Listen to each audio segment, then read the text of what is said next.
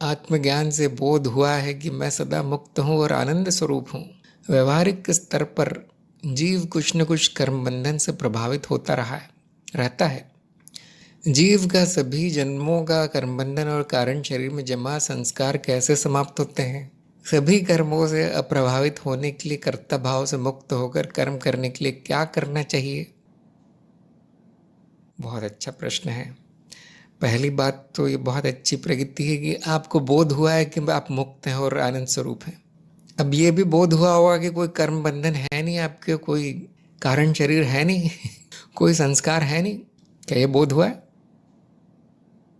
यदि मैं आनंद स्वरूप हूँ, सदा मुक्त हूँ, तो कौन से बंधन है मेरे? कौन से संस्कार हैं? कौन से शरीर है मेरे? अगर उत्तर आता नहीं तो प्रश्नार्थहीन है। जो मेरा नहीं है उसके बारे में कुछ करके क्या फायदा है? कौन है करने वाला? अनुभव करता जो सदा मुक्त है वो तो करेगा नहीं कुछ, वो तो करता नहीं है, वो तो दृष्टा है। अभी जीव की क्या चिंता है? अगर वो जीव मैं नहीं हूं तो उसकी क्या चिंता बची है? अगर आपने वो चिंता भी त्याग दी तो आप कह सकते हैं कि मैं आनंद स्वरूप हूं। जब तक वो चिंता है, जब तक मन में उधेड़ बुन है कि इस जीव का भी कुछ करना है मुझे, ये मेरा है, ये मैं हूं, व्यवहारिकता में ही सही मैं हूं, तब तक आप बोल नहीं सकते कि मैं आनंद स्वरूप हूं, क्योंकि आनंद तो नहीं है वहां। वहां तो ये चिंता है, जोड़ तोड़ चल रही है बस। जीव कर्म बंधन से प्रभावित होता रहता है, वो उसकी प्राकृतिक स्थिति है। जीव नहीं प्रभावित होगा तो कौन होगा? और तो कुछ है नहीं यहाँ। क्या उसके कर्म बंधन में होना या प्रभावित होना गलत है? बिल्कुल नहीं, प्राकृतिक है।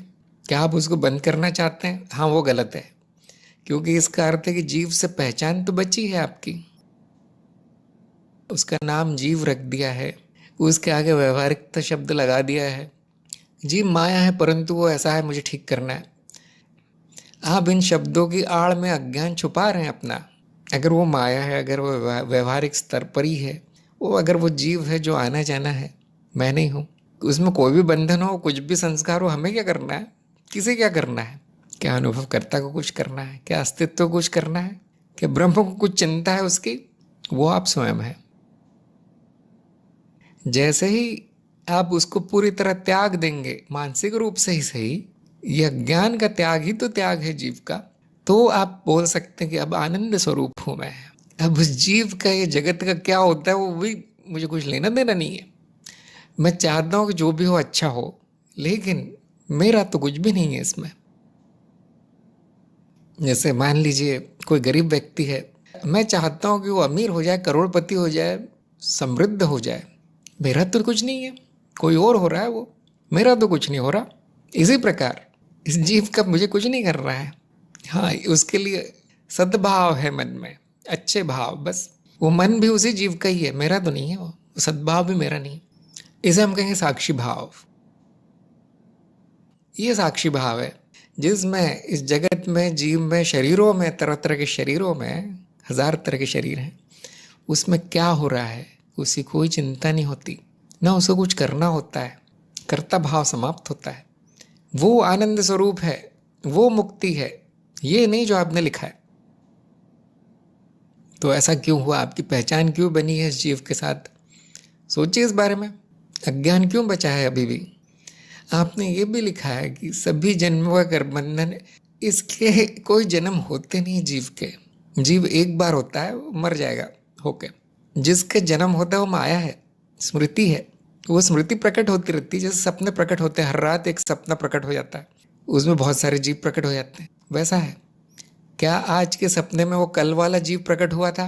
बिल्कुल नहीं। देखिए कितनी बड़ी मिथ्या है ये।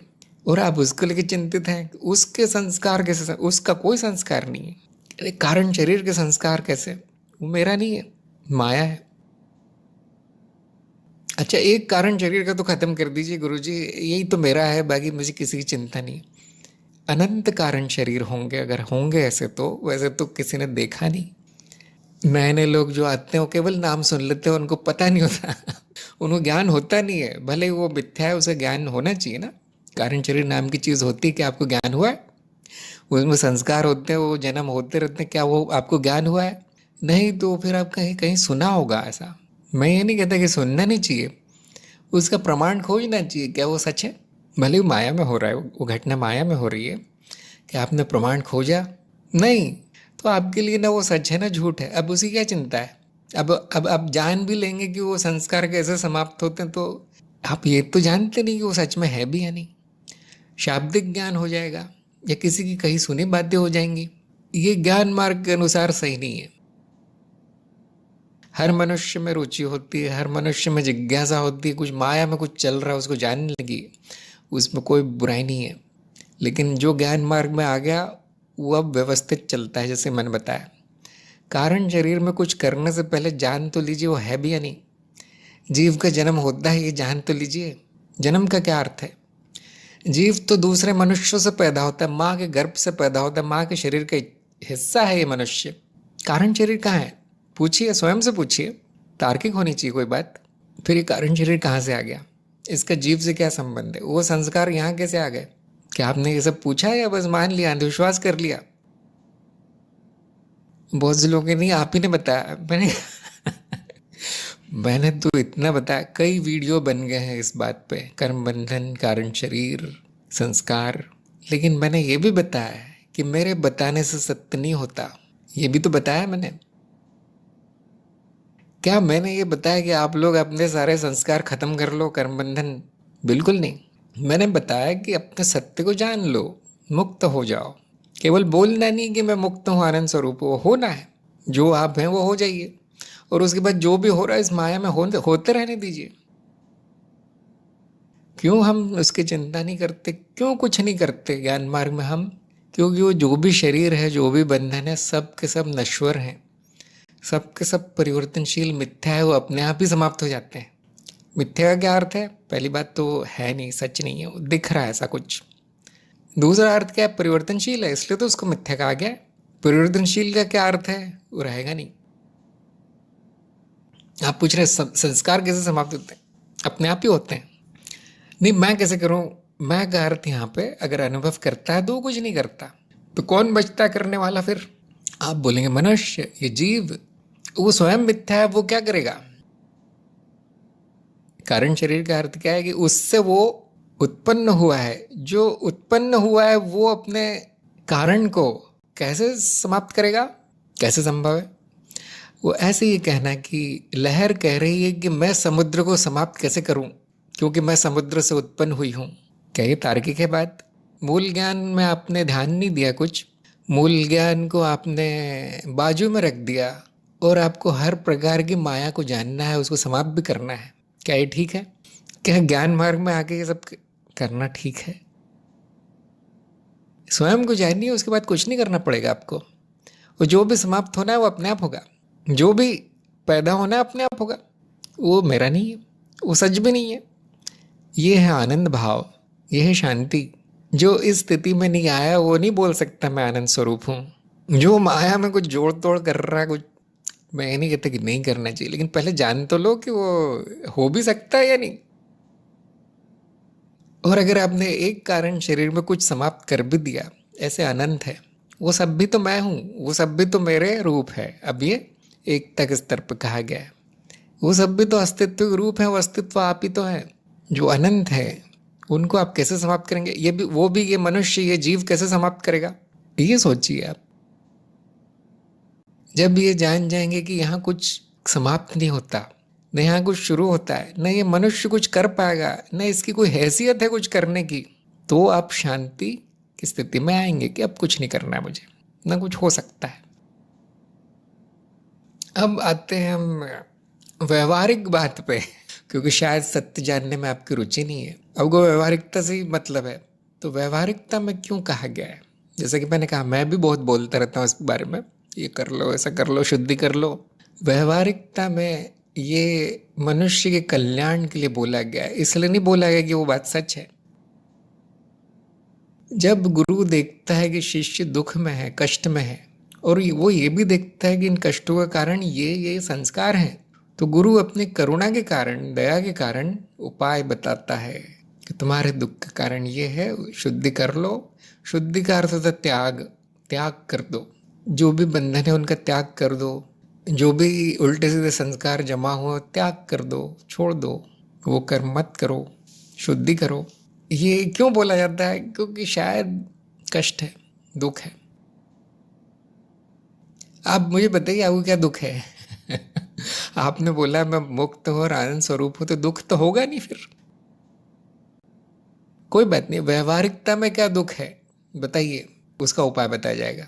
उस दुख को कैसे समाप्त करना है वो बताया जाएगा। कब बताया जाएगा? चरण 6 में बताया जाएगा। चरण 6 शुद्धिकरण का चरण है, संस्कारों की शुद्धि हो सकती है ना? लेकिन उसके लिए ये सब शब्द उपयोग करना ठीक नहीं है। कारण शरीर में जमा हुए संस्कार और ये सब, जैसे वो प्रतीत हो रहा है दुख, वैसे उसको उसका नाश भी प्रतीत हो सकता है। गुरुजनों ने उपाय कर रखे हैं, और गुरुजन बहुत पहुँचे हुए हैं, उन्होंने ये सब उपाय बता रखे हैं। और ये परिकल्पनाएं बना दी गई हैं। कारण शरीर परिकल्पना है, सच नहीं है। कर्म बंधन सच नहीं है। कोई बंधन नहीं है आपका किसी से। अगर आप ये जान जाते तो आज ही टूट जाता हो बंधन। आपने जीव को मैं मान लिया है, वो सब कुछ सच मान लिया, इसलिए वो चल रहा है, इसलिए वो माया चल रही है। जब तक वो सच है आपके लिए, तब तक वो चलती रहेगी। ये बात ध्यान रखना सबको। जैसे लोग कहते हैं ना, लोग नहीं, गुरुजन कहते हैं कि ज्ञान होने के बाद, आत्मज्ञान होने के बाद ये माया बंद हो जाती है जीव की। उसका जन्म मृत्यु का चक्र बंद हो जाता है। संस्कार वंस्कार तो दूर की बात है, वो तो दिखेगा भी नहीं। वो विलीन हो जाता है, नाश हो जाता है। क्यों बोलते हैं? वो सच जान लिया गया है। आत्मज्ञान का अर्थ है मैंने सत्य जान लिया है, इसीलिए उससे संबंधित माया समाप्त हो जाती है। बाकी माया चलती रहेगी। अस्तित्व में कुछ और बदलता नहीं है, कुछ होता नहीं है। जैसे सागर में बूंद निकाल दी जाए कुछ नहीं होगा सागर को, अनंत बूंदें हैं उस। लेकिन वो भी हमने नहीं देखा कभी, क्योंकि वो देखने वाला ही विलीन हो गया, तो कोई नहीं जानता फिर क्या हुआ। वो क्यों बोला गया? कि उसमें लक्षण दिखने लगते हैं विलीनता के, लक्षण दिखने लगते हैं नष्ट होने के। उसको कहा गया निर्वाण। निर्वाण का अर्थ है पूरी तरफ नाश हो जाना, बुझ जाना, सर्वनाश। उसमें थोड़े थोड़े लक्षण दिखने लगते हैं। वो क्यों होता है? क्योंकि सत्य जान लिया गया है। जैसे मान लीजिए उदाहरण है, आप सपना देख रहे हो और सपने में आपका साक्षी भाव आ जाए, अरे ये सपना है, सब झूठ है। क्या होगा? आप जाग जाएंगे, तो सपना नाश हो जाएगा, नष्ट हो जाएगा। वैसे ही जब तक आपको आत्मज्ञान नहीं हुआ, वो नाश भी नहीं होगा। सपने को ही सत्य मान लिया तो चलता रहेगा। इस बात पे थोड़ा सोच विचार करना चाहिए। वैसे थोड़ी उन्नत बातें नए साधकों के बस में नहीं है, मैंने देखा है। नए साधकों को ये सब नहीं समझ में आता, तो उनको उनको व्यवहारिकता में वो उसको सत्य मानते हुए कुछ उपाय दे दिया जाता है कि ठीक है भाई, तुम्हें करना है ना समाप्त, कुछ कष्ट होगा तुम्हें, कारण शरीर बड़ा कष्ट दे रहा होगा तुमको, समाप्त कर दो। कुछ उपाय बताया जाता है खेल खेल में। सपने में उपाय भी सपना है, तो गुरुजन अपनी करुणा के कारण करते हैं ऐसा। सच में नहीं हो रहा है वो कुछ, तो आपको उपाय बताया जाएगा। आप कष्ट बताइए क्या है आपको, दुख बताइए क्या है, चरण 6 में आपका उपाय होगा। और अगर आपने जाना नहीं कि कार्यक्रम में कौन से चरण में क्या होता है, तो कार्यक्रम में जाके देख लीजिए। सभी से मेरा अनुरोध है कि कम से कम जो आप कार्यक्रम कर रहे हो, कार्यक्रम में क्या बताया गया है, कौन से चरण में क्या बताया गया है, उतना तो देख लीजिए। उतना तो आप कष्ट कर सकते हैं। कोई नहीं देखता हो। उनको तो ये निर्देश पढ़ने में भी आलस आता है लोगों को। उनको कारण शरीर के संस्कार समाप्त करने, लेकिन निर्देश नहीं पढ़ने। बड़ी विचित्र बात है। क्यों है ऐसा? आपको जानना नहीं कि चरण 6 में, चरण 7 में क्या होता है, चरण 8 में क्या होता है, आपको जानना नहीं है। लेकिन आपको दुनिया भर की माया जाननी है, तो वो कार्यक्रम करके क्या फ़ायदा है? फिर क्या फ़ायदा क्या होगा? आपने कार्यक्रम में भाग लिया है और आप ये भी नहीं जानते कि वहाँ क्या सिखाया जा रहा है। तो इतना तो कर लीजिए आप पहले कि स्वयं में स्थित होइए, साक्षी भाव में स्थित होइए, उसके बाद बोलिए मैं आनंद स्वरूप हूँ। ऐसे नहीं, साक्षी भाव की साधना जारी रखिए। और कुछ नहीं करना है आपको, कोई कर्म बंधन नहीं तोड़ना है कोई। क्योंकि आप अगर उस पर केंद्रित नहीं है जो आप कर रहे हैं, तो वो काम नहीं होगा, वो साधना नहीं होगी। क्योंकि आपका मन तो कहीं और भटक रहा है, तो साक्षी भाव कैसे रहेगा? साक्षी भाव क्या कहता है? ये सब मैं नहीं हूँ, न मेरा बंधन है, न मुक्ति है, न संस्कार है, न स्मृति है, न शरीर है, न जन्म है। ये साक्षी भाव है। आपका साक्षी भाव कहाँ है? आप चरण 4 में हैं और आपके प्रश्न अज्ञानी के हैं। ऐसा कैसे संभव है? तो मेरा तो काम है, देखिए, आप बार बार संकेत करना, बार बार याद दिलाना कि साधना कैसे करनी है, बार बार याद दिलाना कि कार्यक्रम में होता क्या है, करना क्या है। मैं याद दिलाता रहता हूँ बैठ कर यहाँ। कुछ सोचिए, कुछ बुद्धि का प्रयोग कीजिए। आपके हर सत्संग में इसी तरह के प्रश्न आ रहे हैं। हर सत्संग में मेरा यही उत्तर होता है कि सत्य पर ध्यान दीजिए, सत्य जानिए, ज्ञान में स्थित होइए। ये सब बेकार है। आपने ये भी लिखा है, सभी कर्मों से अप्रभावित होने के लिए, कर्ता भाव से मुक्त होकर कर्म करने के लिए क्या करना चाहिए। जैसे ही आप पूछते हैं क्या करना चाहिए, तो आप कर्म करने के लिए पूछ रहे हैं, कौन सा कर्म करना चाहिए। तो कर्ता भाव से मुक्त कैसे होंगे अगर आप कर्म करेंगे तो। क्या मेरी बात समझ में आई? जो कर्ता भाव से मुक्त होना चाहता है वही पूछ रहा है मुझे कर्म बताइए क्या करना है। कर्ता भाव से मुक्ति का अर्थ यही है कि मैं करता नहीं हूं, अब क्या करना है। अगर आप कुछ करने लगे तो फिर कर्ता भाव से मुक्त कैसे होंगे। तो अज्ञान की कोई सीमा नहीं है आपके प्रश्नों में। क्यों हो रहा है ऐसा? क्या आप प्रश्न लिखने से पहले सोचते नहीं? ये आपने कहीं से सुन लिया होगा कि कर्ता भाव से मुक्त होने के लिए कोई कर्म होता है, करना पड़ता है। कहाँ से सुना आपने? अगर वो कर्म करता जा रहा है तो मुक्त कब होगा कर्ता भाव से? उसमें तो ये भावना है कि मैं कर्म कर रहा हूँ, कर्ता भाव से मुक्त होने के लिए कर रहा हूँ। ये बड़ी समस्या है। वो ऐसा ही हो गया कि आपने लकड़ियों का ढेर जमा कर लिया और उसमें तेल डाल के उसमें आग लगा रहे हैं। कोई पूछता है भाई आग क्यों लगा रहे हो? मुझे आग बुझा नहीं है इसलिए मैं आग लगा रहा हूँ। और तेल डाल दो, उसमें पेट्रोल डाल दो, बुझ जाएगी। क्या ये बात तार्किक है? क्या इसमें कुछ बुद्धि है? आग लगाने वाले में, आग लगाने के वाले की बुद्धि स्वाहा हो गई। यहाँ तो आग से आग नहीं बुझती, आग पानी से बुझती है। कर्ता भाव कुछ करने से नहीं जाता, कर्ता भाव इस ज्ञान से जाता है कि मैं करता नहीं हूँ। उस ज्ञान में स्थित होने से, उस ज्ञान में स्थित कैसे हूँ, वो ही साक्षी भाव की साधना है। वो आपको करने के लिए बोला गया है, लेकिन आप वो छोड़ के हर चीज करना चाहते हैं। क्यों ऐसा? फिर उसे पूरा कार्यक्रम कीजिए शुरू से। ये नहीं लिखना है कि मैं आनंद में हूं, फिर कर्ता भाव नष्ट करने के लिए कौन सा कर्म करूं। पूरा कार्यक्रम बेकार हो गया आपका। आपने ये भी लिखा सभी कर्मों से अप्रभावित होने के लिए। क्या आप सभी कर्मों से अप्रभावित नहीं है? क्या अनुभव करता किसी कर्म से प्रभावित होता है? ऊपर आप लिखते हैं मैं सदा मुक्त हूं, नीचे आप लिखते हैं कि अप्रभावित होने के लिए क्या करना है। व्यवहारिक स्तर पर वो प्रभावित होकर रहेगा, जो भी प्रभावित हो रहा है उसको कुछ नहीं कर सकते आप। इतना जाना जा सकता है कि वो जो प्रभावित हो रहा है वो मैं नहीं, वो मन है, शरीर है, कुछ और है जिससे मेरा कोई लेना देना नहीं है, मेरा कोई संबंध नहीं है। आत्मज्ञान यही कहता है, साक्षी भाव यही कहता है कि जो भी प्रभावित हो रहा है वो मैं नहीं हूँ। क्या आप इतना कर सकते हैं? इतना याद रख सकते हैं? हमेशा से ऐसा है, ये व्यवहारिकता में ही करना है ऐसा, और कहीं नहीं हो सकती साधना। साधना भी व्यवहारिकता के स्तर पर ही हो रही है।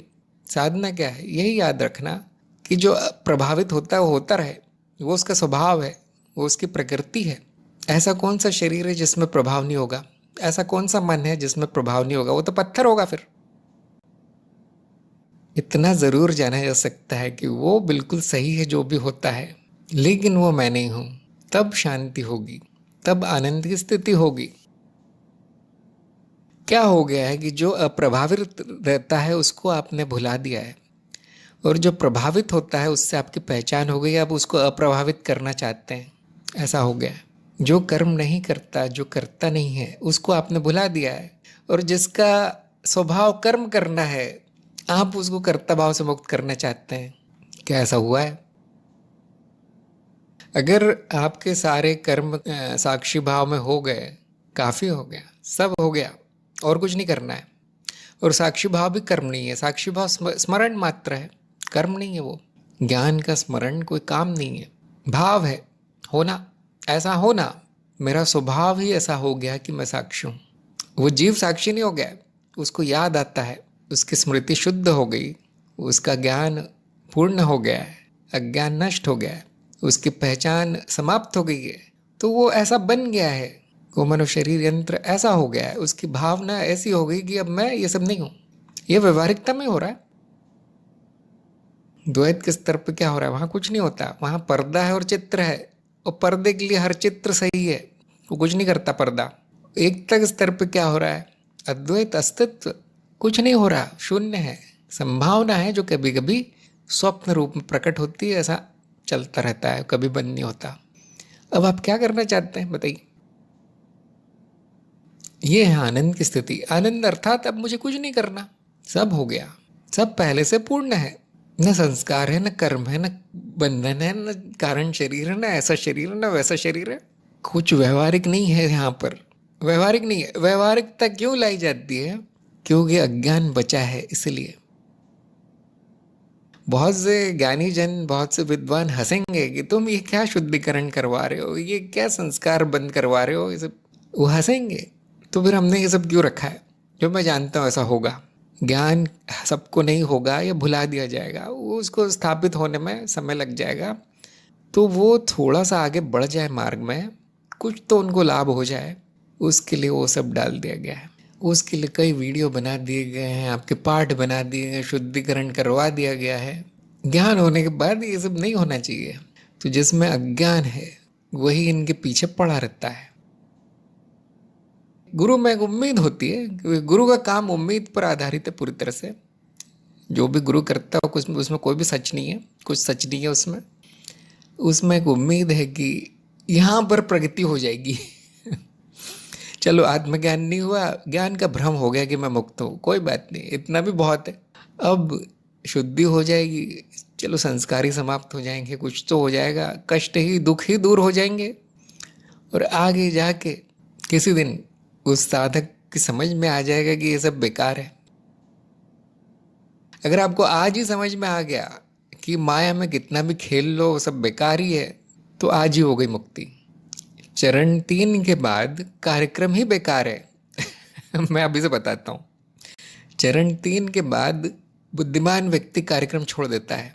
कोई साधना नहीं है ज्ञान मार्ग में, कोई शुद्धिकरण नहीं, कुछ नहीं है, ना किसी को ज्ञान प्रसार करना है, ऐसा ज़रूरी नहीं है। तो कौन है जो कार्यक्रम में चलता रहता है? जिसमें रुचि है, जिसमें जिज्ञासा है वो, या तो अज्ञानी जिनका विफल हुआ है मार्ग, वो चलते रहते हैं आगे, और वो कार्यक्रम होने के बाद भी किसी दूसरे आश्रम में जाके कुछ और सीखना शुरू कर देते हैं। न कर्म बंद होता है, न कर्ता बंद होता है, न उनका ज्ञान समाप्त होता है। ज्ञान का अंत होना चाहिए ना, नहीं, चालू रहता है उनका। तो जिसको ज्ञान हो गया वो आत्मज्ञान सुनते ही साथ समाप्त कर देगा सब। कुछ लोग कहीं नहीं, गुरु ने बोला है कर लो, वो बोले गुरु भी नहीं है। मैंने ऐसे लोग देखे हैं अपनी आंखों से। आपने याद दिला दिया कि मैं क्या हूँ, बहुत बहुत धन्यवाद, नमस्कार, चले जाते हैं। मैंने कहा नहीं, अरे कर तो लो, तुम साधना तो कर लो। तो वो कहते हैं आप मजाक बहुत अच्छा करते हैं, अब क्या बचा है करने का? क्या आपकी वो स्थिति आ गई है? क्या आपके लिए सब कुछ मजाक हो गया है? नहीं तो चलता रहेगा। ये मार्ग नहीं तो वो मार्ग, ये कर्म नहीं तो वो कर्म, नहीं तो ये साधना, नहीं तो वो गुरु, नहीं तो वो आश्रम, चलता रहेगा। और आपने बोला है जन्मों सभी जन्म, हाँ, अब उसके सभी जन्म भी चलते रहेंगे, वो खत्म नहीं होगा आप खेल। क्यों? छोटी सी बात समझ में नहीं आएगी, ये सब मैंने हूँ। तो आप चलते रहिए। मेरा ये सुझाव है कि अभी आप में कमी दिख रही है ज्ञान में, पूर्ण नहीं हुआ है ज्ञान, आप चलते रहिए। आपको चरण 6 में शुद्धिकरण करवाया जाएगा, आपके संस्कार मिटाए जाएंगे, आप चिंता मत कीजिए। ये ध्यान रखिए वो सब झूठ है। शिष्य के खेल में गुरु भाग ले रहा है। जैसे छोटे बच्चे खेलते हैं तो माँ बाप भी आ जाते हैं खेलने उनके साथ, तुम पुलिस बन जाओ मैं चोर बन जाता हूँ, ऐसा खेल चलता है। वैसे ही जो शिष्य है बाल बुद्धि, उसी खेल में गुरु भी शामिल हो जाता है। चलो तुम में यहाँ शुद्धियाँ अशुद्धि है, ये है वो है, मैं ठीक करवा देता हूँ। कोई कुछ ठीक नहीं होता, मैं अभी से बता दे रहा हूँ। कुछ समय बस बीतता है, गुरु प्रतीक्षा करता है, एक दिन तो इसकी आँख खुल जाएगी। एक दिन तो इसे समझ में आ जाएगा। तो मेरा ये सुझाव है, जिनमें बहुत चिंताएं बची है, ये भी नहीं हो रहा, वो भी नहीं हो रहा, जन्म तो बंद नहीं हो रहा, कारण शरीर तो नष्ट नहीं हो रहा, चलते रहिए, मैं खेलता रहूँगा। ये सिनेमा कहानी चलती रहेगी। जैसे सिनेमा में दिखाते हैं ना, भाग 2, अब भाग 2 में भी संतुष्टि नहीं हुई, भाग 3 में बहुत पैसा कमा लिया, अब और भाग 4। वैसे आपके भी चलते रहेंगे, चरण 2, चरण 3, चरण 4, चलाते रहिए। जिस दिन आपको समझ में आ गया कि ये खेल है, सपना है, मैं स्वप्न दृष्टा हूँ, कुछ बंद नहीं करना है, कुछ शुरू नहीं करना है, सब पूर्ण है। उस दिन ये सब समाप्त हो जाएगा, तब आप भी हंस के चले जाएंगे। नमस्कार, मैं उस दिन की प्रतीक्षा कर रहा हूँ। तब तक कार्यक्रम जारी रखिए।